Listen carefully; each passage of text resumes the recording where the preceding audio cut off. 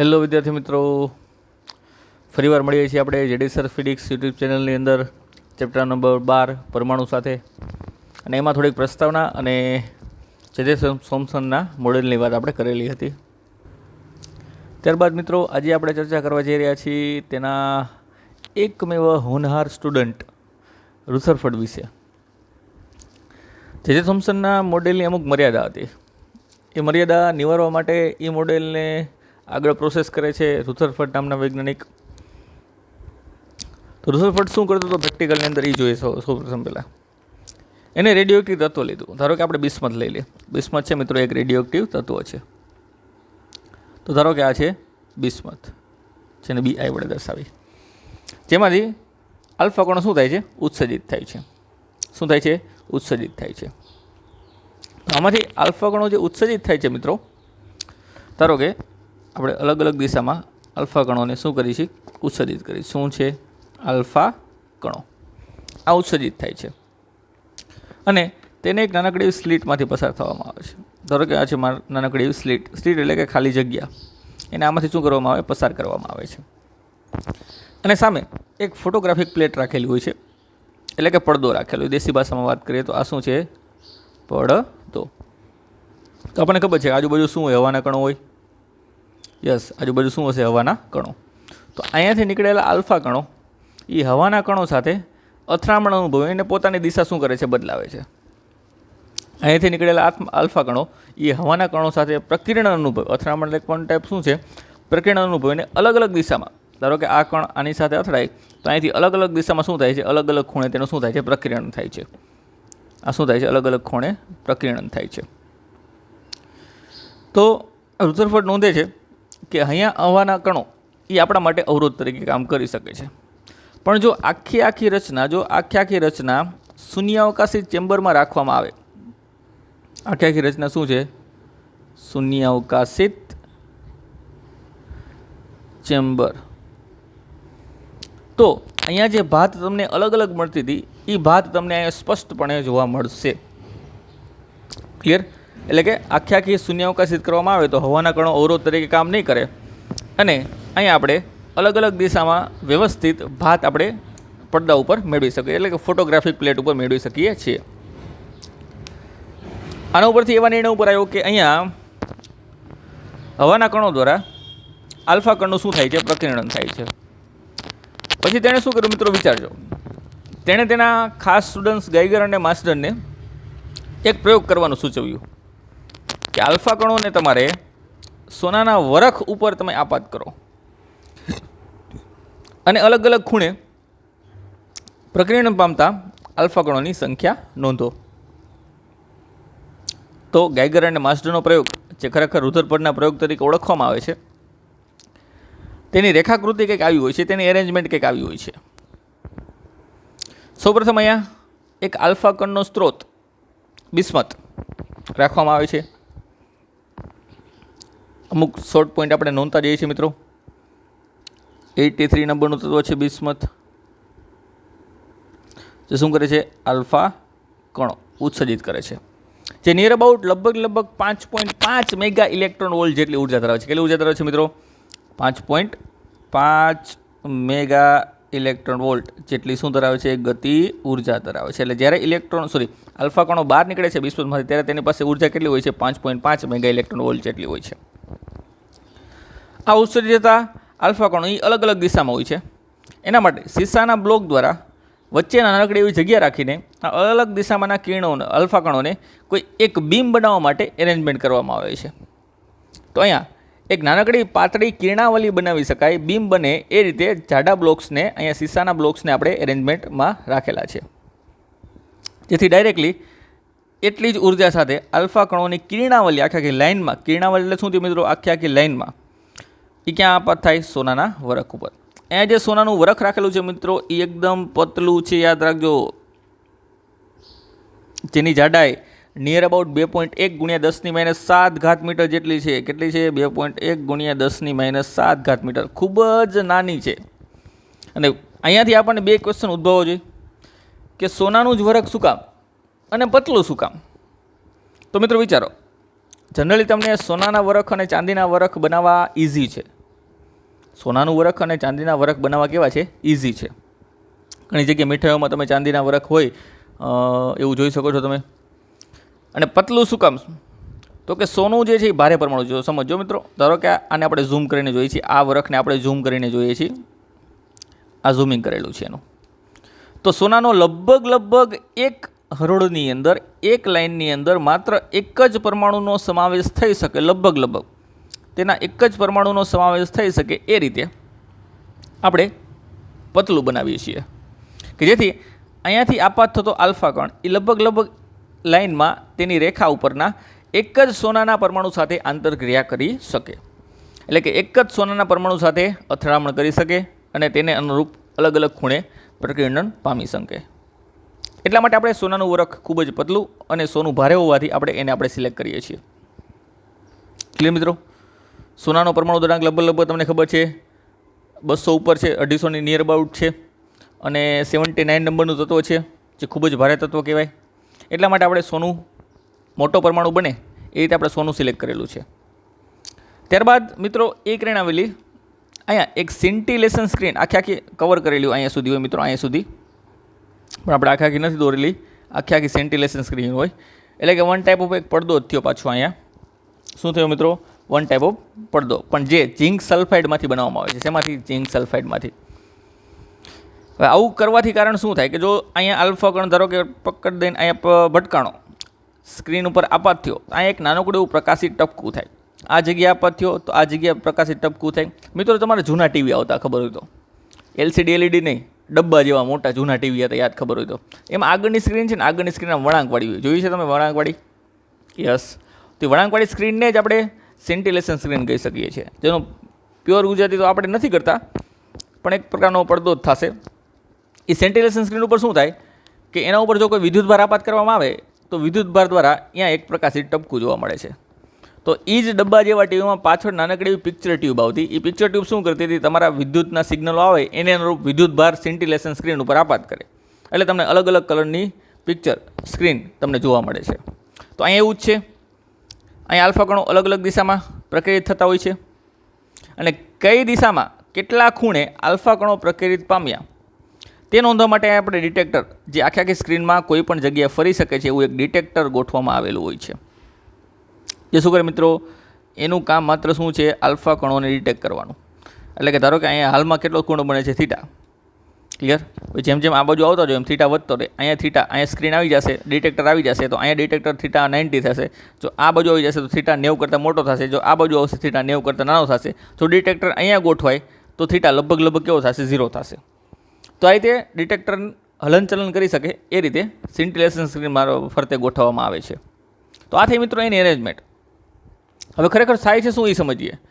જ્યારે આલ્ફા કણના સ્ત્રોતમાંથી એટલે કે બિસ્મથમાંથી આલ્ફા કણો મેક્સિમમ ગતિ ઉર્જા સાથે નીકળે છે ત્યારે સોનાના વરખ દ્વારા પ્રકીર્ણન પામીને અલગ અલગ ખૂણે ZNSની સ્ક્રીન પર આપાત થાય છે અને તે ક્ષણિક વાર માટે એટલે કે સૂક્ષ્મ સમય માટે અહીંયા એક ટપકું આપે છે. આથી જુદા જુદા કોણે ઉદ્ભવતા આવા પ્રકાશિત ટપકાને નોંધવા માટે આપણે શું રાખેલું છે? અહીંયા ડિટેક્ટર રાખેલું છે કે ભાઈ આ ખૂણે કેટલા ગયા, આ ખૂણે કેટલા ગયા, આ ખૂણે કેટલા ગયા, આ ખૂણે કેટલા ગયા, આ ખૂણે કેટલા ગયા, આ ખૂણે કેટલા ગયા. એના માટે શું રાખી છે? આપણે ZNS સ્ક્રીન રાખેલી છે, એટલે ડિટેક્ટર રાખેલું છે. એટલે કે અલગ અલગ કોણે પ્રકીર્ણિત થતા આલ્ફા કણોની સંખ્યા નોંધવા માટે ZNS સ્ક્રીન સાથે ડિટેક્ટરની ગોઠવણ કરેલી હોય છે. મિત્રો તમારે આવી રીતે 3 સ્ટેપમાં નથી પૂરું કરવાનું. તમારે સમગ્ર થિયરી લખવાની છે, પહેલાં આકૃતિનું વર્ણન કરવાનું, પછી પ્રેક્ટિકલ કઈ રીતે થાય એનું વર્ણન કરવાનું. તો મિત્રો આમાં નોંધવા જેવી બાબત એવી છે, ખાસ સમજો. હવે આપણો ટોપિક વ્યવસ્થિત શરૂ થાય છે. ડિટેક્ટર શું કરે ભાઈ? તો કે અલગ અલગ ખૂણે છે એ કેટલા આલ્ફા કણ પ્રક્રિયા થયા એને શું કરે? સંખ્યા નોંધે. તો અહીંયા તમને મિત્રો એવું જોવા મળેલું છે કે મોટા ભાગના આલ્ફા કણો, સમજો મિત્રો, મોટા ભાગના આલ્ફા કણો સીધા આગળ જતા રહે છે. એ બહુ ઓછા ખૂણે વધારે ખૂણા માટે બહુ ઓછી સંખ્યામાં વધારે ખૂણા માટે પ્રક્રિયા થાય છે. અને લગભગ 8 થી 10,000 માં ધારો કે 8 થી 10,000 જેટલા આલ્ફા કણો આપાત થયા હોય તો એમાંથી એકાદો આલ્ફા કણ જ બેકવર્ડ દિશામાં એટલે કે પાછળની દિશામાં પ્રકેરિત થાય છે. બાકીના મોટા ભાગના આલ્ફા કણોનું થીટા બરાબર 15 ડિગ્રી અથવા તો તેના કરતાં ઓછા ખૂણે પ્રકીર્ણન થઈ જાય છે. સમજો મિત્રો, વારંવાર બોલીશું. 8 થી 10,000 માંના એકાદ આલ્ફા કણનું પ્રકીર્ણન બેકવર્ડ દિશામાં એટલે કે તેની ખરેખર દિશા આ બાજુ છે પણ બેકવર્ડ એટલે પાછળની દિશામાં થાય છે. એટલે 180 ડિગ્રી ગણી શકો તમે. લગભગ 10,000 માંથી એકાદો કણ આવતો હોય, 8 થી 10,000 માંથી. અને મોટા ભાગના આલ્ફા કણ, બાકીના મોટા ભાગના એમાંના પણ મોટા ભાગના આલ્ફા કણનું પ્રકીર્ણન 15 ડિગ્રી કરતાં પણ ઓછા ખૂણે થાય છે. ક્લિયર? 150 ડિગ્રી કરતાં વધારે ખૂણે પ્રકીર્ણન થાય એવા તો સંખ્યા માત્ર 0.1% જેટલી હોય છે. એટલે કે કુલ આપાત કરો એમાંથી એકાદ 0.1% જેટલા માત્ર 150 ડિગ્રીથી વધારે ખૂણે પ્રકીર્ણિત થાય છે. એટલે પાછળ આવતા આલ્ફા કણોની સંખ્યા તો સાવ ઓછી હશે અને મોટા ભાગના ક્યાં પસાર થઈ જતા છે? સીધા. હવે આ આલ્ફા કણોની સંખ્યા ખૂણા પ્રમાણે આપણે નોંધતા ગયા અને એનું એક ટેબલ બનાવ્યું અને એ ટેબલને અનુરૂપ જો હું આલેખ બનાવું તો એ આલેખ મને કેવો મળે એની માહિતી આપણે મેળવીએ. તો મિત્રો અહીંયા આપણે હવે એક્સ અક્ષ ઉપર થીટા એટલે ખૂણો કન્સિડર કરેલો છે અને વાય અક્ષ ઉપર પ્રકીર્ણન પામતા આલ્ફા કોણની સંખ્યા આપણે લખેલી છે.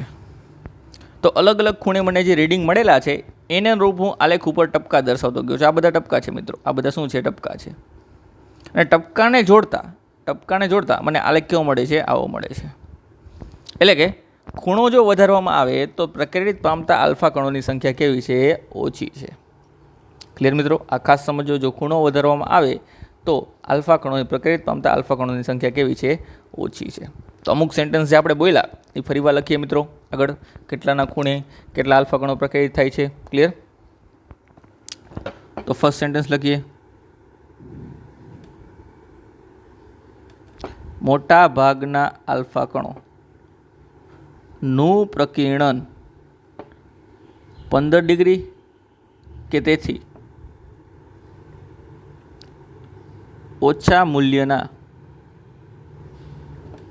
ખૂણે થાય છે. ત્યારબાદ આપાત થતા કુલ આલ્ફા કણોમાંના 0.1% જેટલા આલ્ફા કણો 150 ડિગ્રીથી વધુ ખૂણે પ્રકીર્ણિત થાય છે. અને લાસ્ટ સેન્ટેન્સ લખીએ. લાસ્ટ સેન્ટેન્સ મિત્રો, 8,000 થી 10,000 માંના આલ્ફા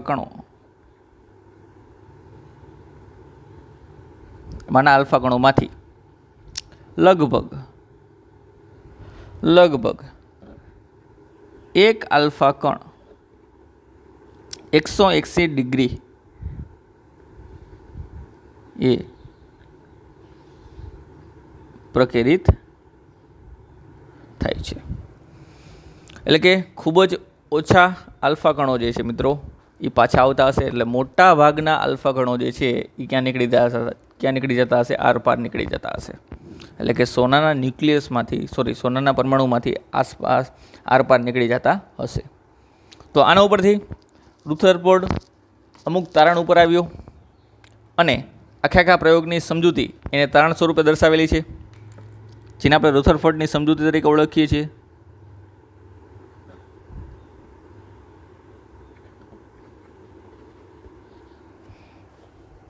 સૌપ્રથમ રુથરફોર્ડે એવું કીધું કે જો મોટા ભાગના આલ્ફા કણો, સમજો મિત્રો ખાસ, કારણ કે થિયરિટિકલ વસ્તુ છે, જો મોટા ભાગના આલ્ફા કણો જો આરપાર નીકળી જતા હોય તો પરમાણુ મોટા ભાગે કેવો હશે?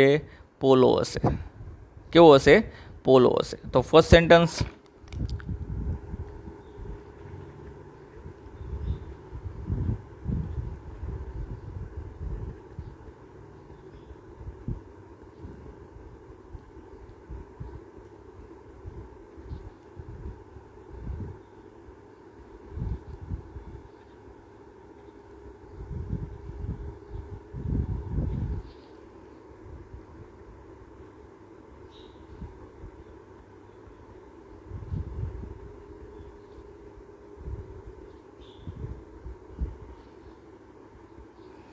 ચલો, આવું એનું પેલું નિષ્કર્ષ હતું, પેલું તારણ હતું કે મોટાભાગના આલ્ફા કણો જે છે એ આમાંથી નીકળી જાય, એટલે કે પરમાણુ જે છે એ મોટાભાગે કેવો હશે, પોલો હશે. ક્લિયર. ત્યારબાદ આ છેલ્લું સેન્ટન્સ છે કે એક કણ જે છે મિત્રો એક્ઝેક્ટ 180 ડિગ્રીએ થઈને પાછો આવે છે. સમજો, એક કણ છે મિત્રો એ એક્ઝેક્ટ 180 ડિગ્રીએ થઈને પાછો આવે છે. એટલે વિચારી જોજો શું થાય, પાછો કેમ આવે છે એ સમજીએ. મિત્રો આ છે સોનાનું ન્યુક્લિયસ અને આ છે આલ્ફા કણ. સોનાનું ન્યુક્લિયસ ભારે છે એટલે આપણે એને મોટું દર્શાવેલું છે, લગભગ એ એના કરતાં 200 ગણું ભારે છે. અને આનું દળ છે આપણે 4, અહીં 4 લખી દઈએ, 4, આ 4 અને આ 200. આ 200 કરતાં વધારે પરમાણુ દળાંક છે, આનો પરમાણુ દળાંક 4 છે, આપણે ખબર છે. તો બિચારો આ થયો 200, એટલે કે આના કરતાં 50 ગણો વધારે થયો, આના કરતાં 50 ગણો વધારે. એટલે કે વિચારી લો કે ધારો કે મારું દળ છે મિત્રો, મારું દળ એ 50 કિલોગ્રામ છે, તો મારા કરતાં 50 ગણો વધારે, એટલે કે 2500 કિલોગ્રામવાળો કોઈ માણસ હોય. 2500 કિલોગ્રામવાળો કોઈ માણસ ન હોય, હાથી જ હોય, એ તમને ખબર છે. તો જો હું હાથી સાથે અથડાવું, તો હાથી ડગે કે માણસ ડગે? તો બે શું છે, માણસને જ કાંઈક અસર થશે. એટલે કે આ ફૂલ ગતિ ઉર્જા સાથે અહીં જશે, અથડાશે નહીં, પણ અથડાયા વગર પાછો આવશે. કેમ? તો કે આ પણ ધન વિદ્યુતભારિત છે, આનો વિદ્યુતભાર છે +2e, નાનો વિદ્યુતભાર છે +79e. ક્લિયર. ન્યુક્લિયસ વચ્ચેનો ભાગ જે છે, તો એની સાથે એક્ઝેક્ટ અથડાઈને પાછો આવે છે. તો આના ઉપરથી બીજું તારણ એવું નીકળ્યું કે વચ્ચેને 180 ડિગ્રીએ જો તો જ પાછો આવી શકે કે જેનો સમગ્ર વિદ્યુતભાર તેના કેન્દ્રમાં, જો પરમાણુ તો જે આખો છે મિત્રો, અહીંયા છે, આ પરમાણુ છે, આ તો પરમાણુ છે, આ વચ્ચેનો ભાગ, સમગ્ર ભાગ એ ધન વિદ્યુતભાર ધરાવતો હોવો જોઈએ. એનો મતલબ એવો થયો કે પરમાણુનો સમગ્ર ધન વિદ્યુતભાર એ પરમાણુના કોઈ નાના કેન્દ્રવાળા ભાગમાં કેન્દ્રિત થયેલો હોવો જોઈએ. તો સેકન્ડ સેન્ટેન્સ એના માટે 180 ડિગ્રીએ પ્રકિત થતા અલ્ફા કણ પરથી એવું દર્શાવવામાં આવ્યું કે પરમાણુનો સમગ્ર ધન વિદ્યુતભાર તેના કેન્દ્ર પર નાના ગોળાવાળા ભાગમાં કેન્દ્રિત થયેલો હશે. કારણ કે મિત્રો આપણે પ્લસ વચ્ચે અપાકર્ષણ થાય તો મેક્સિમમ ધારો કે અહીંયા સુધી જઈ શકે છે, વધીને અહીંયા સુધી જઈ શકે. અહીંથી પાછો ક્યાં આવી જાય? પાછો આવી જાય. ક્લિયર મિત્રો? અહીંથી ક્યાં આવી જાય? પાછો રિટર્ન આવી જાય. કારણ કે આ બંને વચ્ચે લાગતું બળ આપણે ખબર છે, K = Q1 Q2/R. આપણે ખબર છે આટલું બળ લાગે. કુલંબીય અપાકર્ષણ બળ, અને કુલંબીય અપાકર્ષણ બળના હિસાબે આ જે આલ્ફા કણ છે ત્યાંથી શું આવતો રહે? પાછળ આવતો રહે. ક્લિયર મિત્રો? તો આલ્ફા કણ તેને ભેદ્યા વગર પાછો આવી શકે છે, પણ શક્ય એટલો નજીક જઈ શકે છે. આ એક જ તે 180 ડિગ્રીવાળો એક જ, કારણ કે જવાની દિશા આ થઈ, રિટર્નની દિશા આ થઈ, એટલે કે બંને વચ્ચેનો ખૂણો છે એ કેટલો થયો? 180 જેટલો થયો. ક્લિયર મિત્રો? તો અહીંયા જો તમારે લઘુત્તમ અંતર, બંને વચ્ચેનું લઘુત્તમ અંતર શોધવું હોય તો તમે આ સૂત્ર અનુસાર શોધી શકો છો. સોરી, અહીંયા R² છે, R નથી. ક્લિયર? તો તમે આ સૂત્ર અનુસાર શોધી શકો છો કે મેક્સિમમ આ કેટલો નજીક જઈ શકશે, તે આ સૂત્ર અનુસાર તમે શોધી શકો છો. ક્લિયર મિત્રો? તો આ વસ્તુ, આ 2 થી 3 તારણ મિત્રો રુથરફોર્ડના એવા ઇમ્પોર્ટન્ટ હતા કે જેથી આપણને વધારે માહિતી મળી. થોમ્સને શું કીધું હતું કે બધા અસ્તવ્યસ્ત મન ફાવે અહીંયા ગોઠવાયેલા હોય, પણ આને શું કીધું કે સમગ્ર ધન વિદ્યુતભાર તેના કેન્દ્ર પર કેન્દ્રિત થયેલો હોવો જોઈએ. ક્લિયર? બાકીનો ભાગ જે છે ઋણ વિદ્યુતભાર, એ ક્યાંક હવે આપણે એની ચર્ચા કરશું, એટલે આપણે વિસ્તૃતવાર સમજશું આગળ. ક્લિયર? એટલે આવા સંજોગોમાં સોનાનું ન્યુક્લિયસ ગતિમાન અવસ્થામાં નહીં આવે, કારણ કે બહુ ભારે છે, એટલે એ ડગશે ને એ કેવું રહેશે? સ્થિર રહેશે. પણ આવા સંજોગોમાં પ્રકિત થતો આલ્ફા કણ જે છે એ 180 ડિગ્રીએ શું આવશે? પાછો આવશે. ક્લિયર? અને કયું બળ અનુભવશે? નિયમિત કુલંબ બળ, જેનું મૂલ્ય આપણી પાસે લખેલું છે. તો આ થયું બેઝિક તારણ મિત્રો. આથી ચર્ચા રુથરફોર્ડની નાનકડી એવી સમજૂતીની. હવે આ બળની ગણતરી કરવા માટે અમુક બેઝિક ફંડામેન્ટલ એવા પેરામીટર્સની તમારે જરૂર પડે છે. તો જેની ચર્ચા કરીએ આપણે આગળ, કે કઈ કઈ રાશિઓ આપણે અહીંયા જોઈ. ક્લિયર મિત્રો? સાથે સાથે એ ચર્ચા પણ કરી લઈએ મિત્રો કે અહીંયા જેવું કીધું કે સમગ્ર વિદ્યુતભાર ધન વિદ્યુતભાર ક્યાં હશે, તેના કેન્દ્ર પર હશે. તો એ કેન્દ્રને નામ આપવામાં આવ્યું પરમાણુનું ન્યુક્લિયસ, જેને ન્યુક્લિયસ નામ આપવામાં આવ્યું. ત્યાં સુધી ખબર નહોતી કે પરમાણુની અંદર ન્યુક્લિયસ છે અને ત્યાં તેનો સમગ્ર ધન વિદ્યુતભાર કેન્દ્રિત થયેલો હશે. ક્લિયર? ચલો ચર્ચાને વધારી આગળ. તો મિત્રો અહીંયા આકૃતિ ઉપરથી જોઈ શકાય છે કે ધારો કે 1, 2 અને 3 આલ્ફા કણો અમુક અમુક ડિસ્ટન્સે દર્શાવેલા છે અને અહીંયા સોનાનું ન્યુક્લિયસ છે બહુ મોટું, તેના ઉપર એ જ દિશામાં આપાત થાય છે. તો પહેલા નંબરનો આલ્ફા કણ છે મિત્રો, એ ત્યાં સુધી જઈ શકશે નહીં. અમુક મિનિમમ ડિસ્ટન્સ ત્યાંથી શું આવી જશે, રિટર્ન આવી જશે. એટલે કે એનું પ્રકિરણ 180 ડિગ્રી થશે, જેને આપણે θ1 કહીએ છીએ. ત્યારબાદ બીજા નંબરનો તેનાથી સેજ લંબ અંતર, તેનાથી સેજ દૂર આવેલા લંબ અંતરે અહીંયા આલ્ફા કણનું પ્રકિરણ આ દિશામાં થાય છે અને અહીંયા આલ્ફા કણનું પ્રકિરણ આ દિશામાં થાય છે. તો તમે જોઈ શકો છો કે અહીંયા ખૂણો વધારે છે, એના કરતાં ખૂણો ઓછો અહીંયા, એના કરતાં પણ ઓછો અહીંયા. એટલે જેમ જેમ લંબ અંતર વધારે છે મિત્રો, લંબ અંતર, એમ આલ્ફા કણોની પ્રકિરણની દિશા છે એ બહુ ઓછી બદલાશે.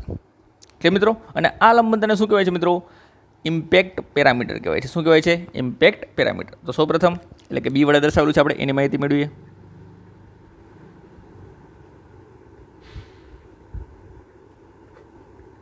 જેને બી વડે દર્શાવવામાં આવે છે ઇમ્પેક્ટ પેરામીટર એટલે શું? તો કે ન્યુક્લિયસના કેન્દ્રથી આલ્ફા કણના પ્રારંભના વેગ સદિશના લંબ અંતરે, આ પ્રારંભિક વેગ થયો, એના વેગ સદિશના લંબ અંતરને શું કહેવાય છે મિત્રો?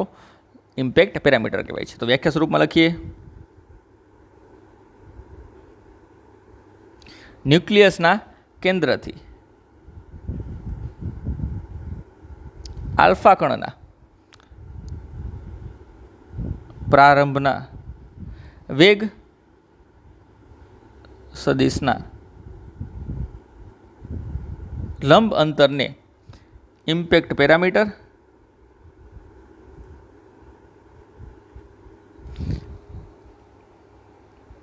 કહે છે.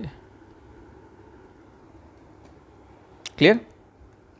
પહેલા કિસ્સામાં જુઓ મિત્રો, પહેલા કિસ્સામાં કોઈ બીની વેલ્યુ મળશે નહીં, કારણ કે પોતે જ આ થશે અને લંબાંતર ત્યાંથી કંઈ મળશે ને, બીની વેલ્યુ શું થશે? 0. જ્યારે બીની વેલ્યુ 0 થાય મિત્રો, ત્યારે એક્ઝેક્ટ માથા સાથે માથું ભટકાવવાની ટ્રાય થશે. અને આપણે શું કહીએ છીએ? હેડ ઓન સંઘાત કહીએ છીએ. શું કહીએ છીએ મિત્રો? હેડ ઓન સંઘાત. ક્લિયર? અને ત્યારે જે ન્યૂનતમ અંતર, ઓછામાં ઓછું અંતર અહીંયા જળવાઈ રહે છે આ બંને વચ્ચે, અને આ અંતરને કહેવાય છે ન્યૂનતમ અંતર, એટલે કે ડિસ્ટન્સ ઓફ ક્લોઝેસ્ટ એપ્રોચ. તો લખીએ મિત્રો, ન્યૂનતમ અંતર સેકન્ડ પોઈન્ટ,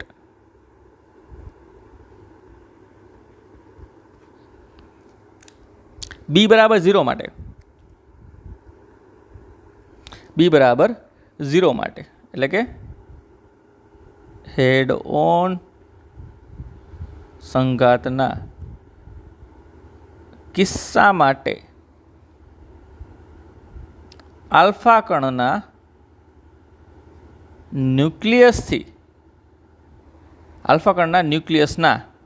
ન્યુક્લિયસના કેન્દ્રથી લઘુત્તમ અંતરને ડિસ્ટન્સ ઓફ ક્લોઝેસ્ટ એપ્રોચ કહે છે. APPROACH કહે છે, એપ્રોચ કહે છે. ક્લિયર? એટલે કે મેક્સિમમ ગતિ ઉર્જા ધરાવતો આલ્ફા કણ પણ આટલો નજીક જઈ શકે, એનાથી વધારે નજીક જઈ શકશે નહીં. જેને આપણે શું કહીએ છીએ? ડિસ્ટન્સ ઓફ ક્લોઝેસ્ટ એપ્રોચ કહીએ છીએ, એટલે કે ન્યૂનતમ અંતર કહીએ છીએ. આનાથી વધારે ગતિ ઉર્જા ધરાવતો કોઈ આલ્ફા કણ છે એની આપણી પાસે ને 5.5, એટલે કે આની પાસે 5.5 ગતિ ઉર્જા છે, તો ધીમે ધીમે નજીક જશે, એમની ગતિ ઉર્જા ઘટતી જશે અને એક્ઝેક્ટ અહીંયા પહોંચશે ત્યારે ગતિ ઉર્જા ઘટીને 0 થઈ જશે, ત્યારે તેની સંપૂર્ણ ઉર્જા શેમાં કન્વર્ટ થઈ જતી હશે? સ્થિતિ ઉર્જામાં કન્વર્ટ થઈ જતી હશે. કારણ કે કુલ ઉર્જા કેવી રહે? અચળ. આપણને ખબર છે કુલ ઉર્જા એટલે શું છે? સ્થિતિ ઉર્જા અને ગતિ ઉર્જાનો સરવાળો. તો અહીંયા 5.5 મેગા ઇલેક્ટ્રોન વોલ્ટ લઈને નીકળે છે. ધીમે ધીમેનો વેગ ઘટતો જશે, એટલે ગતિ ઉર્જા ઘટતી જશે, સામે સ્થિતિ ઉર્જા વધતી જશે, અને આ જગ્યાએ સ્થિતિ ઉર્જા કેવી થઈ જશે? મેક્સિમમ થઈ જશે, અને ક્ષણિક સમય માટે કેવો થઈ જશે? સ્થિર થઈ જશે. શું થઈ જશે? સ્થિર થઈ જશે. તો આના ઉપરથી એવી માહિતી મળી કે આલ્ફા કણ છે મિત્રો, એ મેક્સિમમ આટલા અંતર જઈ શકે છે, આટલા અંતર, આનાથી વધારે અંતર જઈ શકતો નથી. તો આના ઉપરથી તેને તારણ કાઢ્યું કે કદાચ ન્યુક્લિયસની ત્રિજ્યા અહીંયાથી અહીંયા સુધીની હોવી જોઈએ. અહીંયા સુધી ન્યુક્લિયસ પહેલાં હોવો જોઈએ. તો આ થઈ ગઈ ન્યુક્લિયસની ત્રિજ્યા. આ શું થઈ ગઈ મિત્રો? ન્યુક્લિયસની ત્રિજ્યા, કે ન્યુક્લિયસ ત્યાં સુધી ફેલાયેલું હોવું જોઈએ. એટલે મિત્રો, અને છેલ્લે આ ન્યુક્લિયસની ત્રિજ્યાનું માપન કરવામાં આવે તો આપણને આના ઉપરથી કઈ આઈડિયા આવે છે કે ન્યુક્લિયસની ત્રિજ્યા 10⁻15 મીટરના ક્રમની છે. જો સમજો પરમાણુની ત્રિજ્યા કેટલી હતી મિત્રો? 10⁻10. આની કેટલી છે? 10⁻15. એટલે કે પરમાણુ છે મિત્રો, પરમાણુ એ આના કરતાં 10⁵ જેટલો મોટો છે. કેટલો છે? 10⁵ મીટર, 5 જેટલો મોટો છે. 10⁵ ગણો મોટો છે. સમજો. એટલે કે જો કોઈ 100 કિલોમીટરની, સમજો 100 કિલોમીટરની કોઈ ફૂટપટ્ટી હોય લાંબી, 100 કિલોમીટરની લાંબી સ્કેલ હોય, તો વચ્ચે ક્યાંક બરોબર વચ્ચે 1 મીટરનું ન્યુક્લિયસ હશે. 100 કિલોમીટરની લાંબી ફૂટપટ્ટી હોય તો ક્યાંક વચ્ચે 1 મીટરનું શું હશે? ન્યુક્લિયસ હશે, એવું વિચારી શકાય. તો આનો મતલબ એવો છે ને મિત્રો કે પરમાણુ જે છે મોટાભાગે કેવો છે? પોલો છે. ક્લિયર? તો આ હતી રુથરફર્ડની સમજૂતી. ક્લિયર મિત્રો? ત્યારબાદ હવે નેક્સ્ટ લેક્ચરમાં આપણે આગળ વાત કરશું રુથરફર્ડે અથવા તો કંઈક નવી થિયરી સાથે શું કહેવા માગે છે એ સમજીશું આપણે નેક્સ્ટ લેક્ચરમાં.